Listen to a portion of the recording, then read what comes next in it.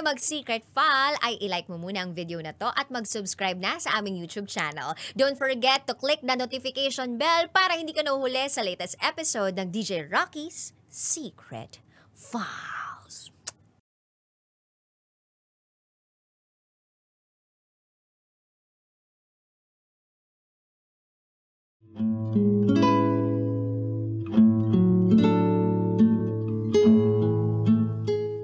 And now, it's time for DJ Rocky's Secret Files.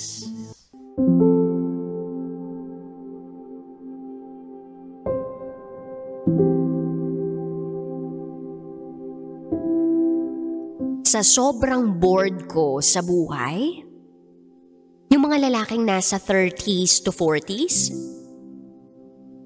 pinapatulan ko ng sabay-sabay.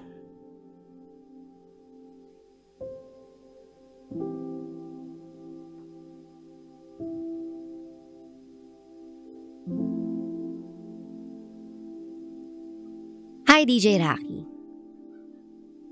Itago mo ako sa pangalang Luna. I'm 30 years old, and this is my secret file.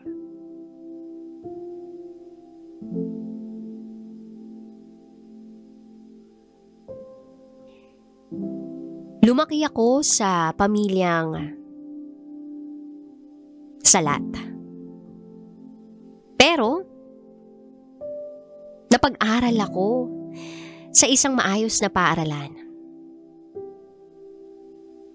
Nagsumikap ang mga magulang ko na kahit papano'y maibigay ang mga gusto ko.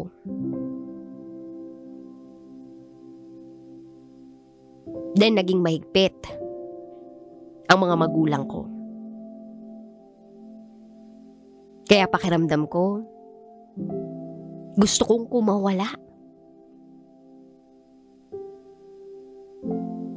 Mag-senior high school ako nang matuto ako ng ibang mga bagay.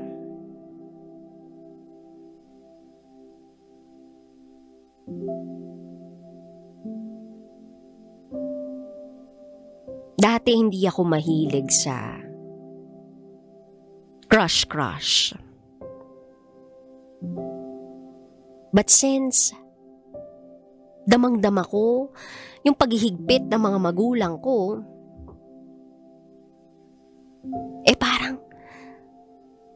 parang nauhaw ako sa atensyon.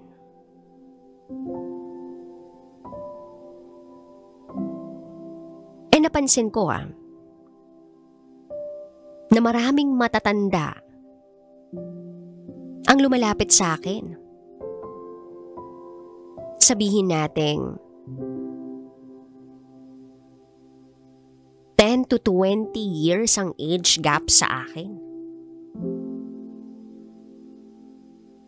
Well, mature din kasi ako tingnan. Eventually, nagkaroon ako ng boyfriend. Pero hindi kami nagtagal dahil napagod ako sa kanya. Oo, mayaman siya. Lahat ng mga bagay na gusto ko na ibibigay niya sa akin.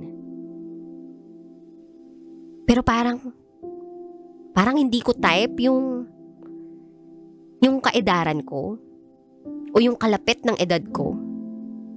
1 year lang ang age gap namin. Mas iba yung pakiramdam na nakapagbibigay sa akin ng atensyon. Yung mas matatanda talaga sa akin. Then, tumungtong ako ng college. Naganap ako ng apartment para makalabas sa bahay. At doon na nagsimula ang pagiging wild ko. Yes, DJ Rocky. Dito na ako naging wild. Gabi-gabi, sa bar ako pumupunta. Pupunta ng alas 10 ng gabi at uuwi ng alas 4 ng umaga. Paulit-ulit. Ganon ang naging routine ko. And by the way, yung kursong kinukuha ko noon ay nursing. At ang sabi nila, kapag yun daw ang kurso mo, puro aral ka lang. Pero ako at ang mga kaibigan ko, ay, ibahin nyo kami. Kasi kahit midterm, nasa bar kami. Pero syempre, nagpapasalamat pa rin kami sa Diyos kasi nakakapasa pa kami. At ang matindi ron, nagtatap pa. Well, kanya-kanyang diskarte lang siguro yan. Then dumating yung time na parang paulit-ulit na lang talaga ang mga nangyayari sa buhay ko. Ang boring. Sa sobrang bored ko, yung mga lalaking nasa 30s to 40s, abay, pinapatulan ko ng sabay-sabay. At meron silang something in common. Lahat sila mayayaman. At yun ang dahilan kung bakit pribado silang mga tao. Hindi kami pumupunta sa mga pampublikong lugar. Wala namang involved na pera. Pero kapag magkakasama kami, binibigay nila lahat sa akin. At yung gustong-gusto rin nila, yung kasama ko, yung mga kaibigan ko. Ang galing-galing nilang makisama. May isa na minahal ako. Pulis siya, but sadly, nalaman ko na meron siyang fiancé. Then meron din akong minahal na isang businessman. Mahal na mahal ko yun. Kasi one text lang. Pag kailangan ko siya, aba, magpapakita siya agad. And when I say pag kailangan ko siya, I mean kailangan ko ng pleasure, talagang dumarating siya. But don't get me wrong. Hindi lang naman sex ang habol ko sa kanya, kundi siya mismo. Lumipas ang mga araw. Akala ko tuloy-tuloy na, pero nalaman ko, may fiancé na rin pala siya. So tuloy lang ako in life. Drink, party, and sex. Yan ang mga nagpapaligaya sa buhay ko dati. Then, tumungtong na ako ng third year college. May nakilala akong isang lalaki. Gwapo. Nasa 30s. Gabi-gabi nagkikita kami. Then matutulog kami sa hotel until 7 a.m.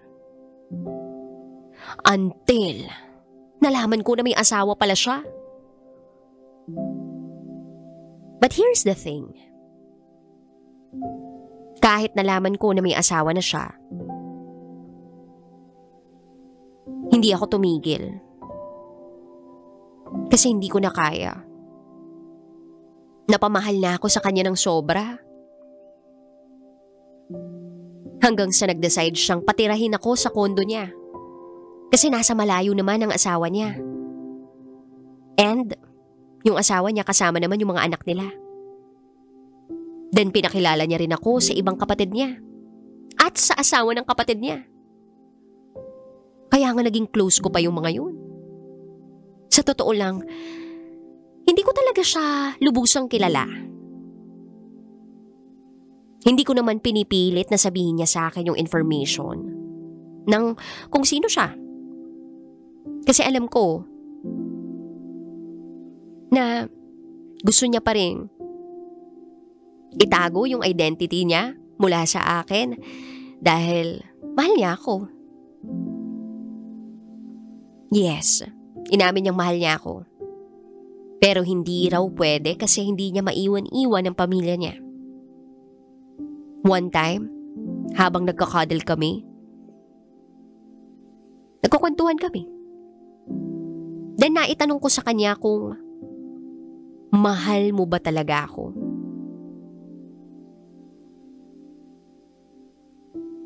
Kasi akala ko, minahal mo lang ako dahil parausan lang ako. Pero sumagot siya sa akin na, oo, sobrang mahal kita. Pero hindi na pwede kasi may asawa na ako. Yun yung isang sagot na dumurog sa puso ko.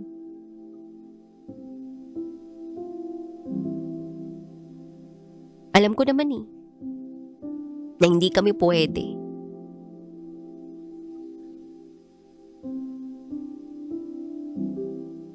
Then nagring yung cellphone niya.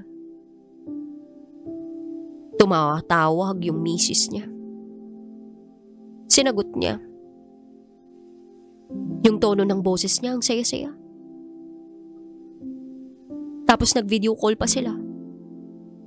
Lumayo muna siya sa akin.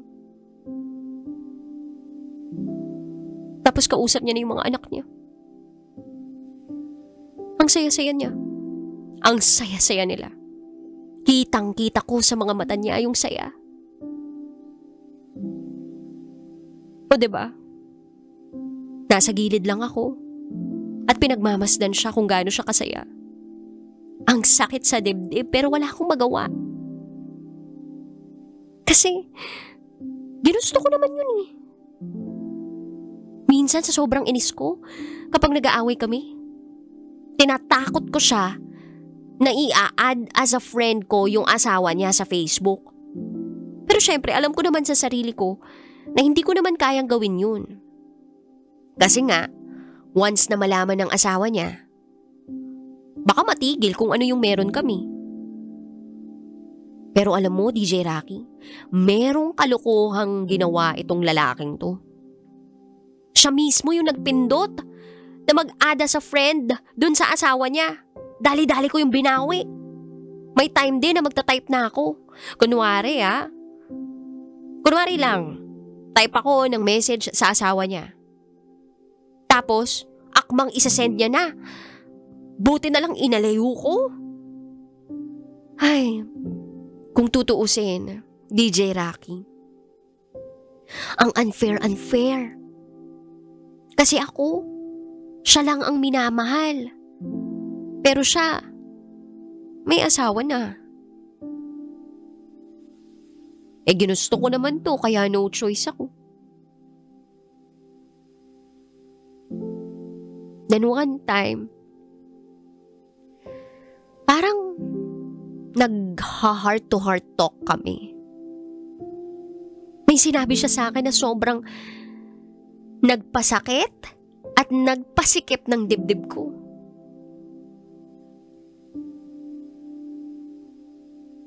Sinabihan niya ako na humanap na ako ng boyfriend kasi may asawa na siya. At simula nang sabihin niya yun sa akin, halos linggo-linggo, binabanggit niya sa akin na maghanap na ako ng boyfriend.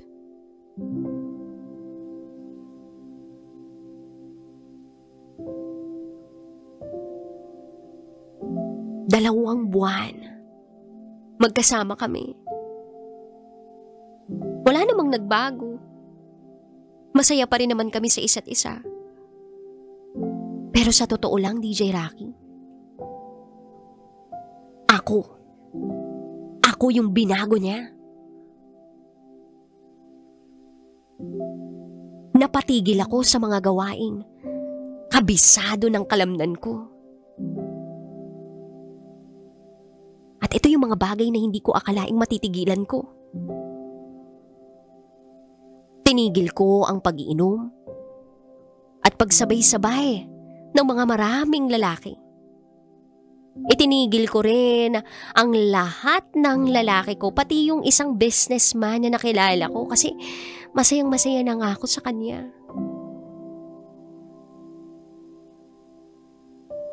Hanggang sa dumating yung araw na kailangan niya nang umuwi sa kanila.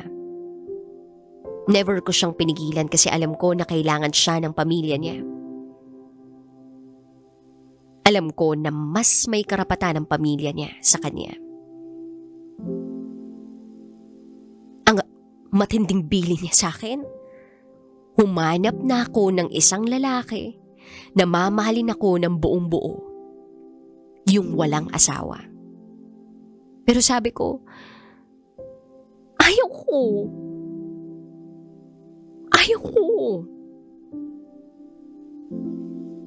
Dagdag ko pa, kahit maging kabit mo lang ako, basta ikaw lang.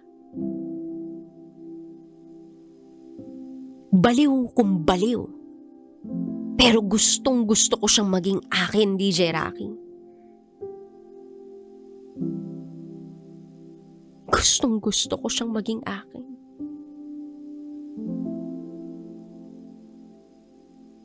Tapos napasabi ako sa sarili ko na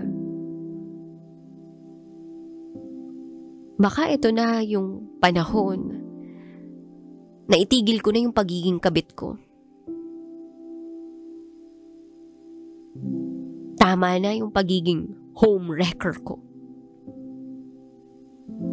So sabi ko sa kanya, mag-text ka kahit isang beses lang sa isang araw para alam kong hindi mo ako nakakalimutan. At ang sabi niya, hinding-hindi kita makakalimutan, baby. Kasi ikaw lang ang pinatira ko dito sa akin at minahal ng ganito. Hindi niya ako binigo, DJ Rocky. Pero dumating yung araw na naaawa na ako sa kanya at ako na mismo ang nagsabi sa kanya na tigilan mo na ang pagte-text sa akin para hindi ka mahuli. Araw-araw nangungulila ako sa kanya. Sa kanya ko naramdaman at naranasan lahat ng tungkol sa pagmamahal. Sa kanya ko lang naramdaman ang tunay na pagmamahal. Dati kasi, puro tawag lang ng laman. Puro pagpaparaos lang. Puro kaligayahan lang na sexual. Pero sa kanya ko na naranasan ang pagiging Disney princess.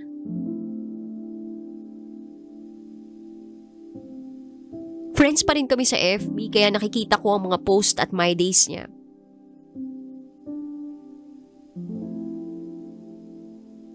Yung mga post niya nakasama ang asawa at mga anak niya.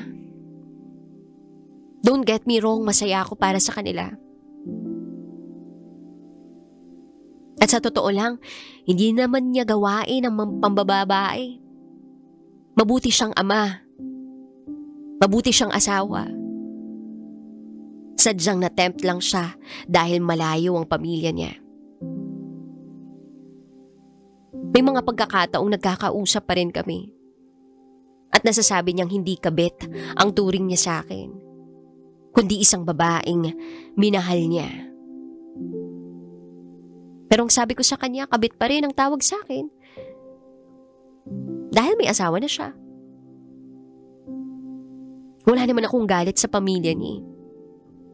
Sobrang ganda ng puso ng asawa niya. Hindi naman ako lalaban para sa aming dalawa. Kasi wala naman akong maipagmamalaki. Dahil wala pa akong nagagawa sa buhay. Kaya kahit sobrang hirap, nagpatuloy ako sa buhay.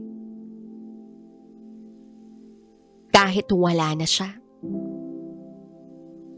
Nang iwan niya ako, buntis ako. Oo, DJ Rocky. Yung sandaling panahon na magkasama kami, may nabuo sa aming dalawa. Nabuntis niya ako. At hindi ko yun ipinaalam sa kanya kasi ayokong masira ang pamilya nila. At hindi ko pinagsisisihan ang nagawa ko.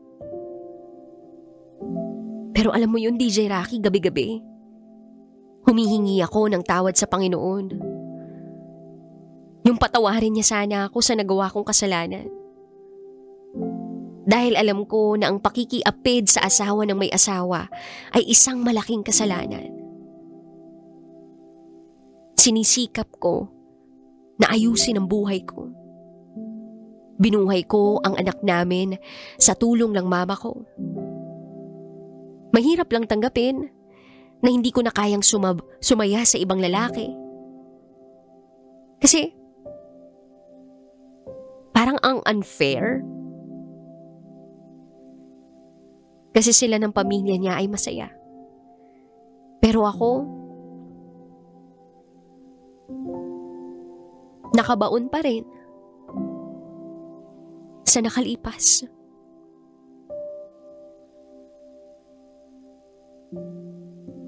Nurse na ako ngayon, DJ Rocky. Malaki na rin ang anak namin. At alam ko, may edad na siya. 14 years din ang age gap namin. Hanggang ngayon hindi niya alam na may anak kami. At wala akong planong ipaalam sa kanya. Kasi okay na kami ng anak ko. I just feel bad for my daughter kasi hindi kumpleto ang pamilya niya. Pero ayokong makasira ng pamilya para lang mabuo kami. Kaya ipapaliwanag ko na lang sa anak ko kapag kaya niya nang intindihin ang lahat. Hanggang dito na lang po, DJ Rocky. Maraming salamat. Muli, ako si Luna. At ito, ang aking secret file.